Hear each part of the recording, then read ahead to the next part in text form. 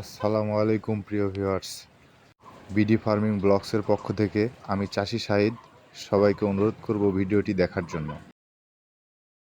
সেই সাথে আমার চ্যানেলটি সাবস্ক্রাইব করে পাশে থাকা বেল আইকনটি প্রেস করে পাশে থাকবেন। যারা দেশি মুরগি পালতে ইচ্ছুক, ভিডিওটি মূলত তাদের জন্যই। আশা করি ভিডিওটি মনোযোগ সহকারে দেখবেন। আমরা সবাই জানি দেশি মুরগিতে একটু রোগ জীবাণু কমই হয়, জন্য দেশি মুরগি পালন করা অনেকটাই সহজ। দেশি মুরগি খামারে পালন করতে হলে কয়েকটা বিষয়ে একটু লক্ষ্য রাখতে হবে, বেশি কিছু না, কয়েকটা বিষয়। সেগুলো আপনারা সবাই মনোযোগ সহকারে দেখবেন, শুনবেন, তাহলে বুঝতে পারবেন। সর্বপ্রথম বিষয়টা হচ্ছে ব্রুডিং। মুরগির বাচ্চা যদি সঠিকভাবে আমরা ব্রুডিং করতে না পারি, তাহলে বাচ্চাগুলো ভালো মতো গ্রো করবে না। তো এই জন্য ব্রুডিং বিষয়টা আমাদের মাথায় আনতে হবে এবং ব্রুডিংটা ভালোভাবে করতে হবে।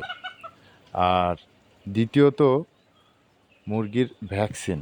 আমরা ভ্যাকসিনকে অবহেলা করে থাকি, তো কোনোভাবেই ভ্যাকসিনকে অবহেলা করা যাবে না।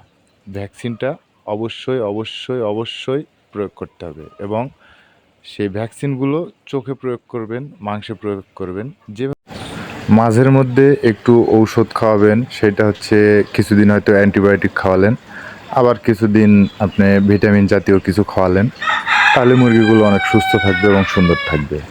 আশা করি সবাই বুঝতে পেরেছেন। আর আমার ভিডিওটি সম্পূর্ণ দেখার জন্য আপনাদের সবাইকে আমার আন্তরিক শুভেচ্ছা ও অভিনন্দন। আর যদি কোনো বিষয় জানার থাকে আপনাদের কাছে, তাহলে আমার কমেন্ট বক্সে উল্লেখ করে যাবেন। আমি চেষ্টা করব আপনাদের কমেন্টের উত্তর দিতে। আসসালামু আলাইকুম।